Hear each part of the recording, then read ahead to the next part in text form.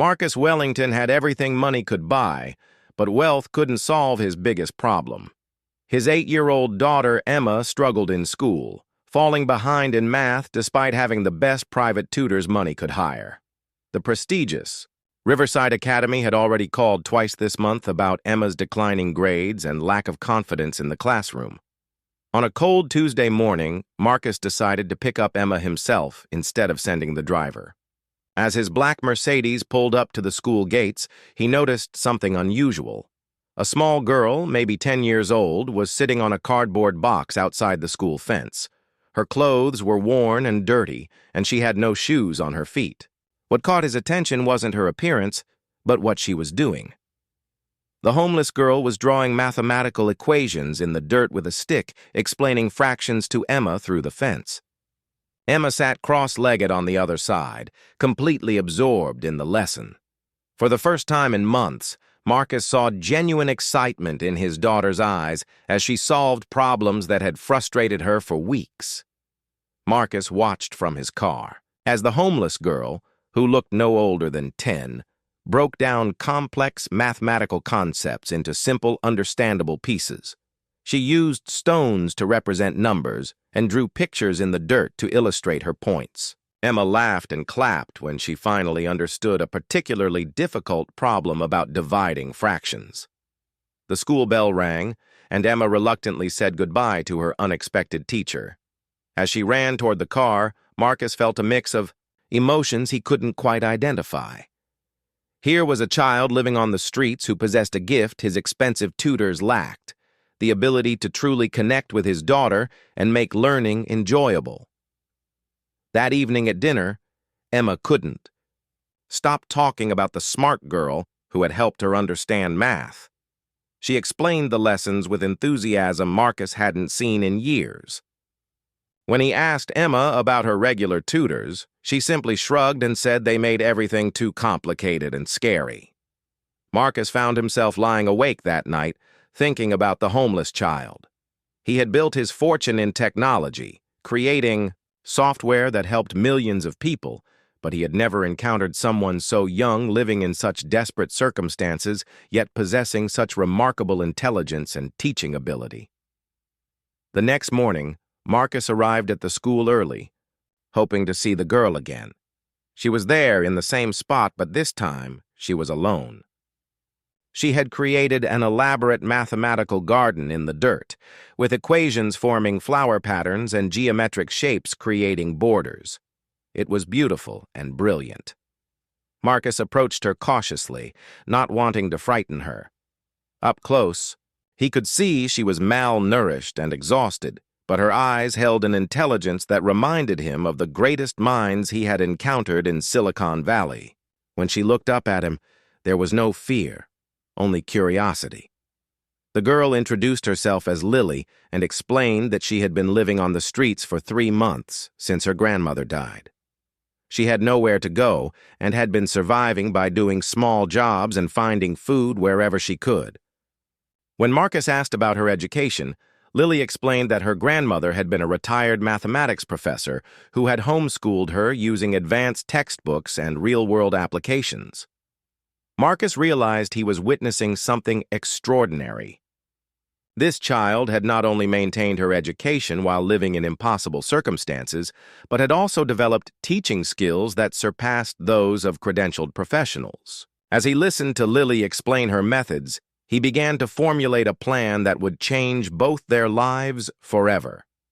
The conversation was interrupted when Emma arrived at school and saw her father talking to Lily. She ran over excitedly, ready for another math lesson. Marcus watched as Lily seamlessly shifted from discussing her difficult circumstances to creating an engaging learning experience for Emma. In that moment, he knew exactly what he needed to do. Marcus made a decision that would shock everyone who knew him. Instead of simply giving Lily money or calling social services, he offered her something unprecedented.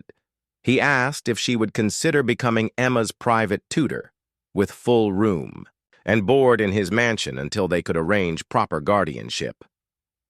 Lily stared at him in disbelief. She had grown accustomed to adults either ignoring her or treating her as a problem to be solved by someone else. Here was one of the wealthiest men in the city offering her not just charity, but recognizing her abilities and treating her as a valuable person with something important to contribute. The logistics were complicated. Marcus couldn't simply take a homeless child into his home without proper legal procedures. He immediately contacted his lawyers and began the process of becoming Lily's legal guardian. In the meantime, he arranged for her to stay in a hotel suite with a hired caregiver while background checks and home studies were completed. Word spread quickly through Marcus's social circle about his unusual decision. His business partners were confused, his ex-wife was furious, and the board of directors at his company questioned his judgment. Many assumed he was having some sort of midlife crisis or publicity stunt. The media caught wind of the story, creating headlines like "Billionaire Adopts Street Child" and "Tech Mogul's Shocking New Family Addition." Emma was thrilled by the arrangement and immediately began showing improvement in all her subjects, not just mathematics. Lily had a gift for making every topic interesting and relevant. She taught history through storytelling, science through hands-on experiments, and language arts through creative writing exercises that Emma actually enjoyed. The other parents at Riverside Academy had mixed reactions. Some were inspired by Marcus's generosity, while others whispered concerns about the appropriateness of bringing a street child into their exclusive community. The school administration struggled with how to handle the situation, as Lily was clearly not enrolled as a student, but was frequently on campus with Emma and Marcus. Marcus faced his harshest criticism from his ex-wife, Catherine, who threatened to seek full custody of Emma. She argued that Marcus was putting their daughter at risk by bringing an unknown child into their lives. The custody battle became headline news, with Catherine's lawyers painting Marcus as an unstable man making reckless decisions. During the legal proceedings, something unexpected happened. Child psychologists and education experts who evaluated the situation were amazed by Emma's transformation. Her grades had improved dramatically, but more importantly, her confidence and love of learning had been completely restored. Teachers reported that Emma was now helping other students and showing leadership qualities no one had seen before. Lily herself underwent extensive psychological evaluation as part of the guardianship process. The results were remarkable. Despite her traumatic circumstances, she showed exceptional emotional stability and intellectual capability. Her IQ tested in the genius range, and she demonstrated teaching abilities that impressed even veteran educators. The story took another turn when investigators looking into Lily's background discovered that her grandmother had been Dr. Margaret Chen, a renowned mathematics professor who had published groundbreaking research in number theory. Dr. Chen had been working on advanced mathematical concepts with Lily since she was 4 years old, treating her more like a graduate student than a typical child. As the legal battles continued, Marcus found himself learning as much from Lily as Emma was. Her unique perspective on problem-solving and education began to influence his approach to business. He started incorporating her teaching methods into his company's training programs, with remarkable results in employee engagement and learning retention. The community remained divided, but something undeniable was happening. Emma's transformation was so dramatic and positive that even Marcus's critics had to acknowledge the beneficial impact Lily was having. The story was becoming less about a billionaire's shocking decision and more about the power of recognizing and nurturing extraordinary talent wherever it might be found. The custody battle reached its peak when Catherine's lawyers demanded a court hearing to determine Emma's living arrangements. They brought in expert witnesses who argued that exposing Emma to someone from such a traumatic background could cause psychological damage. The courtroom was packed with media representatives, making the private family matter into a public spectacle. Marcus's legal team prepared a counter-argument that would change everything. They presented extensive documentation of Emma's academic and emotional progress, including testimony from teachers, child psychologists, and education specialists. The evidence was overwhelming. Emma had not only caught up with her peers, but was now excelling beyond grade level in multiple subjects. The turning point came when the judge requested to speak privately with Emma herself. In chambers, 8-year-old Emma eloquently explained how Lily had changed her life. She described feeling stupid and scared before meeting Lily, and how she now loved learning and felt confident in school. The judge was moved by Emma's articulate testimony and clear emotional well-being. During this same period, Lily was struggling with her own challenges. Living in luxury after months on the streets created unexpected psychological difficulties. She suffered from nightmares and anxiety attacks, worried that this new life was too good to be true and would disappear at any moment. Marcus arranged for trauma counseling while ensuring Lily continued her tutoring work, which seemed to provide her with stability and purpose. The investigation into Lily's background yielded another shocking discovery. Dr. Margaret Chen had left behind detailed journals documenting Lily's extraordinary intellectual development. The journals revealed that Lily had been solving advanced calculus problems at age 7 and had developed her own mathematical theorems by age 9. Her teaching abilities weren't accidental. They were the result of years of advanced education. Combined with natural genius, Marcus faced pressure from multiple directions. His company's stock price fluctuated with every news headline about the custody case.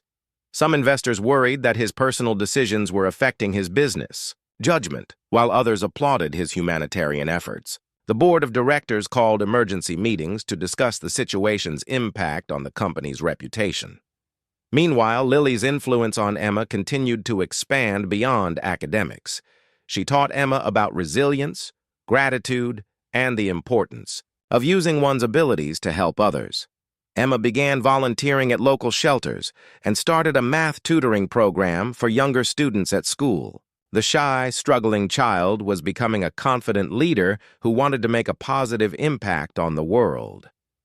The media coverage took an unexpected turn when several education experts began studying Lily's teaching methods.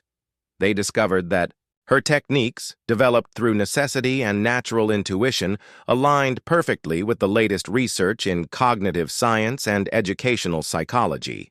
Universities began reaching out, wanting to study her approaches and potentially incorporate them into teacher training programs. Catherine's attitude began to shift when she witnessed Emma's transformation firsthand during court-mandated visitation. Emma confidently helped her half-brother with his homework using techniques Lily had taught her. She spoke passionately about her future plans to become a teacher and help other children who struggled with learning. Catherine realized that her daughter had found not just academic success, but genuine purpose and joy. The homeless shelter where Lily had occasionally stayed came forward with their own testimony. Workers described how Lily had spent her time there helping other children with their homework and creating educational games from discarded materials. Even in her darkest circumstances, she had been using her gifts to lift up others around her. As the legal proceedings continued, an unexpected alliance formed. Catherine's own educational consultant, initially hired to criticize the arrangement, became one of Lily's strongest advocates after observing her work with Emma. The expert testified that Lily possessed intuitive understanding of child psychology and learning differences that typically took years of formal training to develop. The community that had initially been skeptical began to rally around the unusual family. Parents whose children struggled in school began requesting consultations with Lily. Teachers asked to observe her methods. What had started as a controversial decision was becoming a revolutionary approach to education and child development. The court case concluded with a verdict that surprised everyone. The judge not only allowed Emma to remain with Marcus, but also expedited the guardianship proceedings for Lily. In her ruling, the judge stated that the evidence clearly showed both children were thriving in the current arrangement, and that separating them would be detrimental to their well-being and development.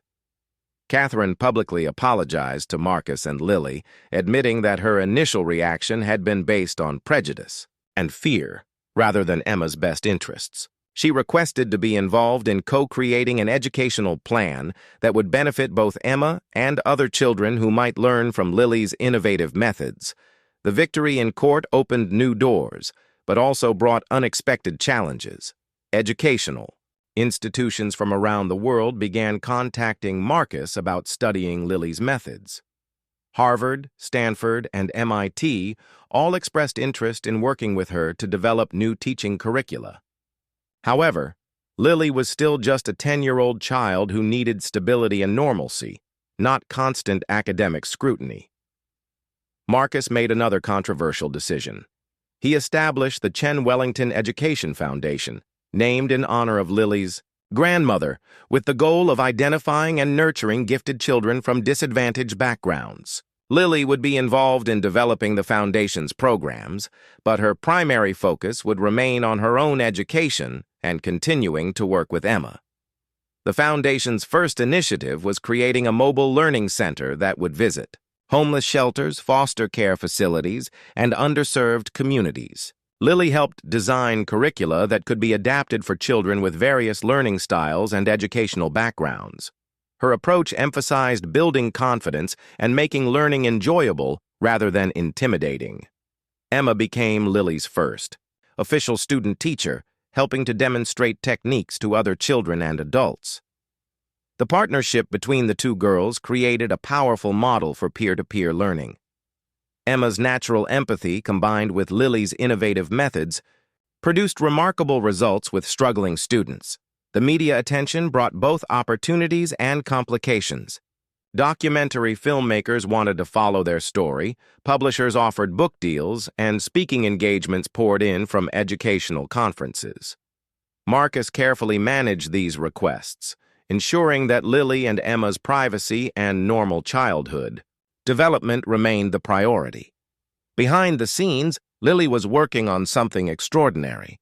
Using her grandmother's research notes and her own intuitive understanding, she was developing a comprehensive educational philosophy that addressed not just academic learning, but emotional intelligence, creativity, and social responsibility.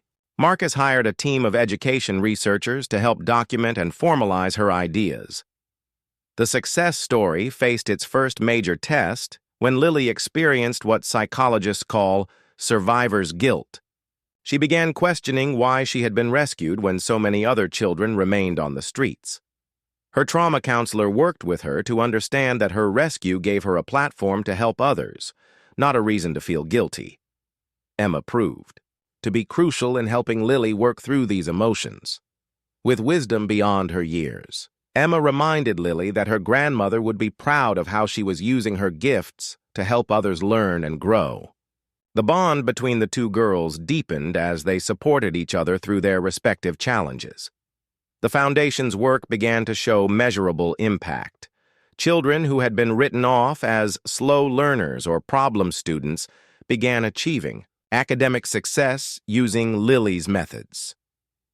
Teachers reported that students were not only improving their grades, but also developing better social skills and higher self-esteem. Marcus found that his business ventures were also benefiting from the innovative thinking Lily had brought into his life. Her problem-solving approaches influenced his company's product development, leading to more user-friendly software designs and more effective employee training programs. The skills that made her an exceptional teacher also made her a valuable consultant for adult learning and development.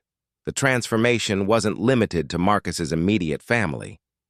His employees began volunteering with the foundation. His business partners started similar initiatives in their own companies, and his social circle became more diverse and socially conscious. The decision to help one homeless child had created ripple effects throughout their entire community. As Lily's first year with the family concluded, she had grown not just physically but emotionally and intellectually. The traumatized child who had been surviving on the streets had evolved into a confident young woman with a clear sense of purpose and the resources to achieve her goals of revolutionizing education for underserved children. 2 years after Lily joined the Wellington family, the Chen Wellington Education Foundation had grown beyond anyone's expectations. What started as Marcus's impulsive decision to help one homeless child had evolved into a nationwide movement that was reshaping how society viewed education and childhood potential. Lily, now 12 years old, had become something of a celebrity in educational circles, but Marcus and his team worked hard to ensure she maintained a normal childhood. She attended regular school alongside Emma, participated in typical adolescent activities, and had formed friendships with children her own age.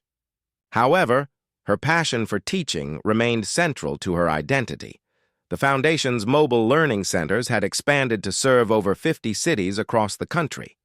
Each center was staffed with teachers trained in Lily's methods, which had been formally documented in a curriculum called the Chen Method. The approach emphasized emotional safety, hands-on learning, and building connections between academic concepts and real-world applications.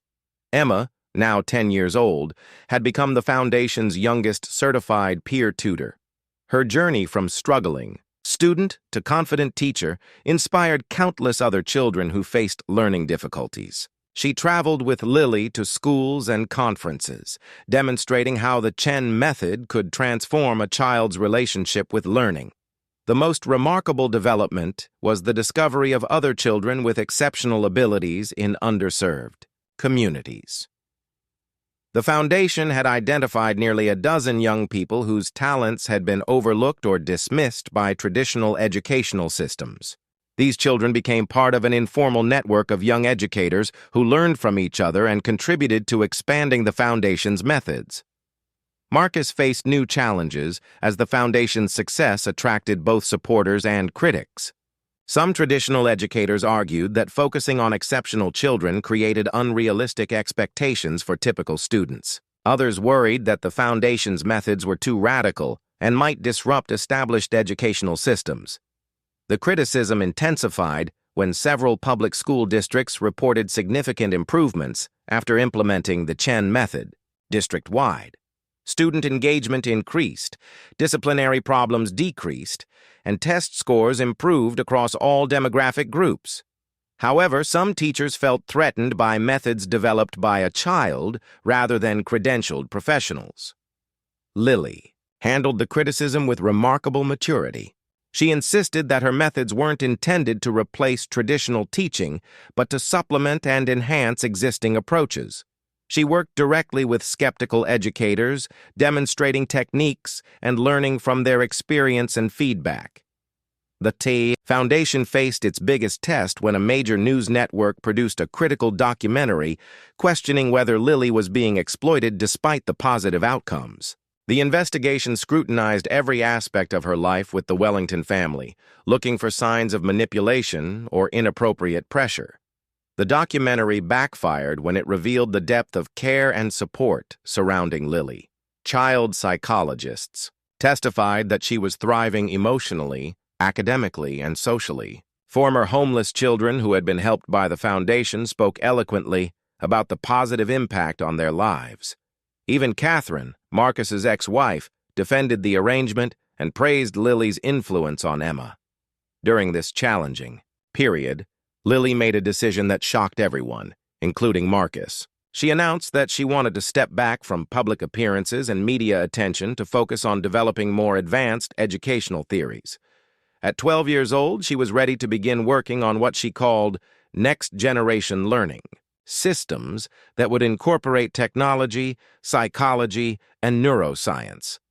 Marcus supported her decision but worried about the Foundation's future without its founding inspiration. Lily assured him that the work would continue, but with a broader base of contributors and a more sustainable structure that didn't depend on any single individual. The transition period proved challenging but ultimately strengthening for the Foundation. Other young educators stepped into leadership roles, adult professionals took on more responsibility, and Lily's reduced public presence actually increased interest in the organization's work rather than diminishing it. Emma surprised everyone by announcing her own future plans. Inspired by Lily's example and her own experiences, she declared her intention to become an advocate for children in foster care and homeless shelters. At 10 years old, she was already volunteering regularly and had started her own small fundraising efforts. The family dynamic had evolved into something beautiful and complex. Marcus, who had initially sought to help his struggling daughter, had become the guardian of two remarkable children who were changing the world around them. The bond between Lily and Emma had grown beyond sisterhood into a true partnership dedicated to making education accessible and enjoyable for all children. As Lily entered adolescence, she faced new challenges typical for any 12-year-old, complicated by her unique circumstances and public profile.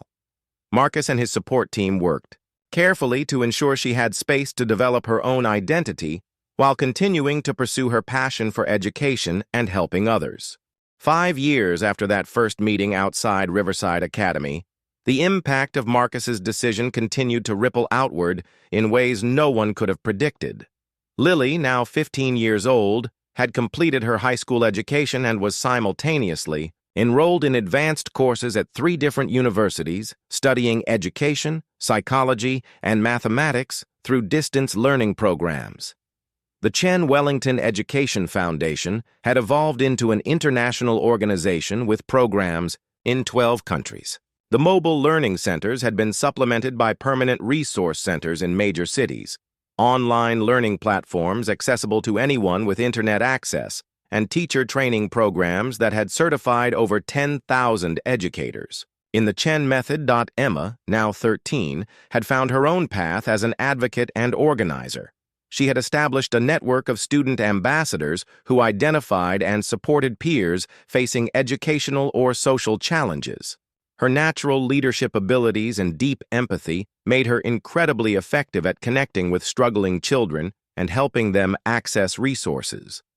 The most surprising development was how the foundation had influenced Marcus's business philosophy. His technology company had become a leader in developing educational software and learning management systems. The insights gained from working with Lily and observing diverse learning styles had led to innovations that made technology more accessible and intuitive for all users. Lily's retreat from public attention had allowed her to focus on research and development in ways that weren't possible when she was constantly in the spotlight. Working with teams of researchers and educators, she had developed assessment tools that could identify learning differences and strengths in children as young as 4 years old, allowing for much earlier intervention and support. The scientific community had begun to take serious notice of Lily's work. Her research papers, co-authored with established academics, were being published in peer-reviewed journals. Universities were competing to offer her positions in their graduate programs, even though she was still technically a high school student. Marcus faced a new dilemma when Lily turned 15 and began expressing interest in attending college full-time rather than continuing with distance learning. Part of him wanted to keep her close and protected, but he recognized that her intellectual needs required the challenge and stimulation of direct academic engagement with peers and professors. The solution came from an unexpected source. Harvard University offered to create a special program that would allow Lily to pursue undergraduate and graduate studies simultaneously while maintaining her connection to the foundation's work. She would spend 3 days per week on campus and 2 days working with the foundation, creating a balance between academic growth and practical application. Emma's path was becoming clearer as well. She had been accepted to a prestigious boarding school with a strong social justice program, but she chose instead to remain at Riverside Academy so she could continue her work with the foundation. Her decision surprised many adults who expected her to pursue more traditional markers of success. The relationship between the two girls had evolved into something unique and powerful. They remained close friends and collaborators, but each had developed her own distinct identity and mission. Lily focused on systemic educational reform through research and policy development, while Emma concentrated on direct service and advocacy for individual children in need. Marcus reflected on how dramatically his life had changed since that morning when he first saw Lily teaching Emma through the school fence. What had begun as a father's concern for his struggling daughter had become a mission that affected thousands of lives. His wealth had always given him the power to make a difference, but it was Lily's wisdom and Emma's compassion that had shown him how to use that power effectively. The Foundation's latest initiative was perhaps its most ambitious yet. Working with government agencies and international organizations, they were developing a global network for identifying and supporting gifted children in disadvantaged circumstances. The goal was to ensure that no child's potential would be lost. Due to poverty, homelessness, or lack of educational opportunities, Catherine, who had initially opposed the arrangement, had become one of the Foundation's most dedicated board members. Her legal expertise helped navigate complex issues around child welfare and educational policy. She often said that her initial resistance had been rooted in fear and prejudice, and that watching Emma and Lily grow had taught her valuable lessons about resilience, intelligence, and the importance of looking beyond surface appearances. As Lily prepared for her next phase of education and Emma continued to develop her advocacy skills, Marcus knew that his role was shifting from protector to supporter. Both girls had grown into young women with clear visions for their futures and the confidence to pursue their goals independently. The Chen Wellington Education Foundation had become a living testament to the power of recognizing potential in unexpected places and the importance of providing opportunities for that potential to flourish. What started with one billionaire's shocking decision to help a homeless girl had evolved into a movement that was changing how the world thought about education, childhood, and human potential. The story that had begun with a chance encounter outside a school fence had become a legacy that would continue long after its original participants had moved on to new chapters in their lives. The lesson was simple but profound. Extraordinary things can happen when we look beyond circumstances, to see the possibilities within every person we meet.